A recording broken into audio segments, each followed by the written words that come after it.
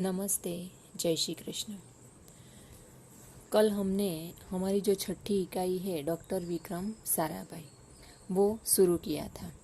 तो हमने उसके बचपन के बारे में अभ्यास किया, बाद में वो कैसे आगे बढ़े और उनके जो पिताजी थे उनके पास सबसे पहले उनके पास जो चिट्ठियाँ आती थी तो उन्हें भी लगा कि मेरे पास भी सारी चिट्ठियाँ आनी चाहिए। तो वो खुद अपना पता लिखकर, खुद अपना नाम लिखकर चिट्ठियाँ डालने जाता था।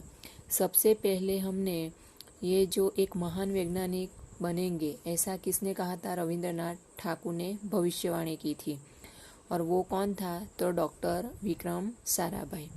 बाद में हमने उसके जन्म के बारे में देख रहा। विक्रम साराभाई का जन्म 12 अगस्त सन 1919 को अहमदाबाद में हुआ था।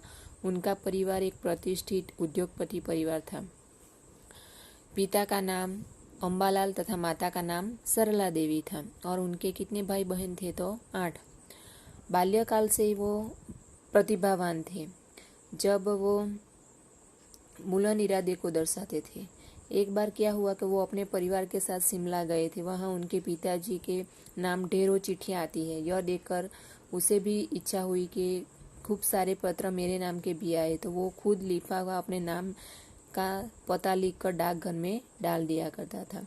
उसके पिताजी को भी आश्चर्य हुआ और जब पूरी कहानी समझ में आई तो उसे भी हंसी आ गई, पर लेकिन सफलता पाने की इच्छा जानकर अच्छा भी लगा।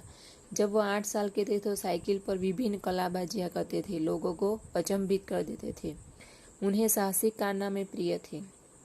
गणित तथा भौतिक के प्रति उनकी गहरी दिलचस्पी थी।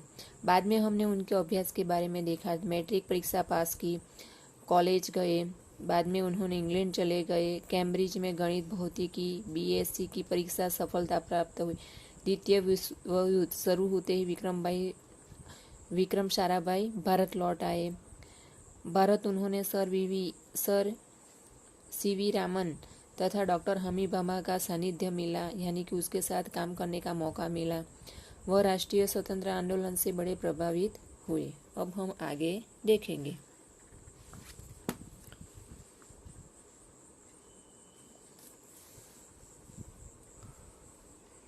उन्होंने अंतरिक्षों की गहराइयों से आने वाले रहस्यमयी कॉस्मिक किरणों पर अनुसंधान करके कैम्ब्रिज विश्वविद्यालय सन 1947 में पीएचडी की उपाधि हासिल की। यानी कि उन्होंने कॉस्मिक किरणें आकाशगंगा से आने वाली ब्रह्मांडीय किरणें हैं। इन किरणों के बारे में अभी पूरी जानकारी उपलब्ध नहीं हुई है। इन किरणों के अध्ययन द्वारा सौरमंडल के जटिल रहस्यों को सुलझाया जा सकता है। हिमालय पर्वत की ऊंची चोटियां कॉस्मिक किरणों के अध्ययन के लिए उपयुक्त स्थान है। ऐसा किसने कहा? डॉक्टर विक्रम साराभाई ने। अब हम आगे देखेंगे। सन 1961 में वे परमाणु ऊर्जा आयोग के सदस्य बन गए। डॉक्टर भाभा की मृत्यु के पश्चात परमाणु ऊर्जा संस्थानों का भार युवा वैज्ञानिक डॉक्टर विक्रम साराभाई के कंधों पर ही आ गया। जब वो परमाणु ऊर्जा के सदस्य बन गए तब किसकी मृत्यु हुई? तो डॉक्टर भाभा की। और जो सारा काम था वो युवा वैज्ञानिक किसके सर पर आ गया? विक्रम साराभाई के सर पर आ गया। उन्होंने भारतीय अनुसंधान केंद्र का गठन किया। डॉक्टर विक्रम साराभाई इसके पहले अध्यक्ष बने। यह उनकी अगुवाई एवं अथक परिश्रम का ही परिणाम है, यानी कि उनका मेहनत का ही परिणाम है कि भारत में दूरसंचार, दूरदर्शन, मौसम विज्ञान के लिए प्रक्षेपित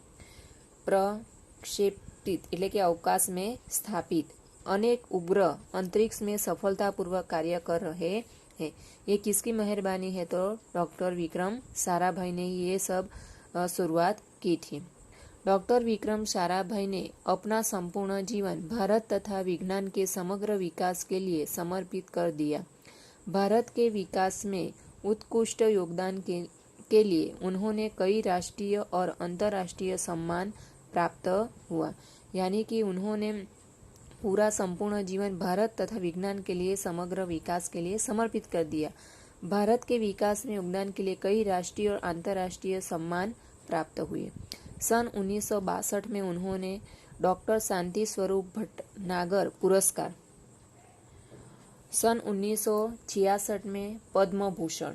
पद्म भूषण यानी यह पुरस्कार किसी भी क्षेत्र में विशिष्ट और उल्लेखनीय सेवा के लिए प्रदान किया जाता है। इसमें सरकारी कर्मचारियों द्वारा की गई सेवाएं भी शामिल हैं।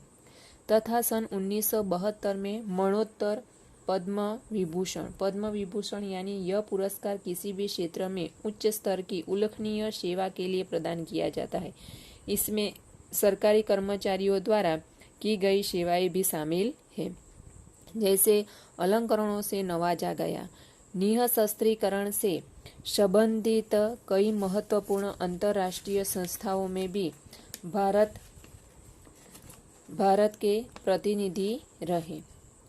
डॉक्टर विक्रम साराभाई सन 1966 में international council of scientific union के सदस्य रहे, यानी कि वो सदस्य बने। सन 68 में संयुक्त राष्ट्र संघ में यूनेस्को के विज्ञान विभाग के अध्यक्ष बने। उन्हें इंडियन जियोलॉजिकल यूनियन का प्रमुख बनाया गया। डॉक्टर विक्रम साराभाई सन 1970 में विनिया शांति अंतर्राष्ट्रीय अणु मंच के 14वीं परिषद के प्रमुख बने। सन 1971 में संयुक्त राष्ट्र संघ परिषद के उपाध्यक्ष व बाद में विज्ञान विभाग के अध्यक्ष बनाए गए। वह केवल उच्च कोटि के वैज्ञानिक ही नहीं थे, बल्कि व्यवस्थाओं के बावजूद कला, शिक्षा एवं समाज के लिए पर्याप्त समय निकालते थे। यानी कि वो वैज्ञानिक काम ही नहीं करते थे, वो साथ कौन सा काम करते थे, तो व्यवस्थाओं के बावजूद कला, शिक्षा एवं समाज के लिए भी पर्याप्त समय निकालते थे। उनके ही प्रयासों से अहमदाबाद में लोक विज्ञान केंद्र एवं नेहरू विकास संस्थान की स्थापना हुई। यहाँ वह जन सामान्य की विज्ञान के प्रति रुचि जागृत करने के लिए कार्य करते रहे।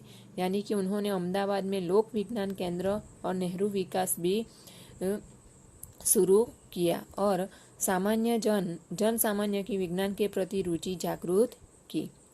वह 21 दिसंबर सन 1971 की काली तारीख थी। 21 दिसंबर 1971 की काली तारीख थी। डॉक्टर विक्रम साराभाई को त्रिवेंद्रम के लॉन्चिंग स्टेशन थुम्बा में कार्य निरीक्षण के लिए भेजा गया था। वहां एक होटल में ठहरे हुए थे। यही हृदय की गति रुकने से उनकी मृत्यु हो गई। यानी कि उनका जो हृदय है वो गति रुक गई थी और उनकी मृत्यु हो गई। उनके निधन से विज्ञान में नित्य नए आयामों को जोड़ने वाला एक जीवन चक्र सदा के लिए रुक गया। ऐसी महान प्रतिभा को सशत नमन। यानी कि वो होटल में काम करने के लिए गए थे, वहाँ उसको हृदय की गति रुक जाती है और उसका निधन हो जाता। निधन यानी मृत्यु हो जाती है। बाद में जैसे कि नित्य नया विज्ञानों में जो नई नई खोजें हो रही थी, वो जोड़ने वाला एक जीवन चक्र ही सदा के लिए रुक गया था। यानी कि जो हमारे डॉक्टर विक्रम साराभाई थे, वो वैज्ञानिक क्षेत्र में कई सारे खोजें निकाली थी और अंतरिक्ष में भी उन्हें पद्म विभूषण, पद्म भूषण, पद्मश्री, भारत रत्न, अर्जुन पुरस्कार ऐसे पुरस्कार भी मिले थे। तो हमने पहले देखा कि पद्म विभूषण यह पुरस्कार किसी भी क्षेत्र में विशिष्ट और उल्लेखनीय सेवा के लिए प्रदान किया जाता है। पद्म भूषण तो यह पुरस्कार किसी भी क्षेत्र में उच्च स्तर की उल्लेखनीय सेवा के लिए प्रदान किया जाता है। पद्मश्री यह पुरस्कार किसी भी क्षेत्र में उल्लेखनीय सेवा के लिए प्रदान किया जाता है। भारत रत्न भारत का सर्वोच्च नागरिक सम्मान है। यह सम्मान राष्ट्रीय सेवा के लिए दिया जाता है। इन सेवाओं में कला, साहित्य, विज्ञान या सार्वजनिक सेवा शामिल है। एक वर्ष में अधिकतम 3 व्यक्तियों को ही भारत रत्न दिया जा सकता है। अर्जुन पुरस्कार भारत सरकार के द्वारा खेल के क्षेत्र में उत्कृष्ट प्रदर्शन के लिए दिया जाता है। इस पुरस्कार का प्रारंभ सन 1961 में हुआ था। इतने सारे उनको पुरस्कार मिले थे और जो हमारे भारत देश में विज्ञान के क्षेत्र में बहुत सारे उन्होंने खोज की थी। और आज हमारा ये पाठ खत्म होता है। कल हम शब्दार्थ और प्रश्नोत्तरी और व्याकरण विभाग देखेंगे। अस्तु।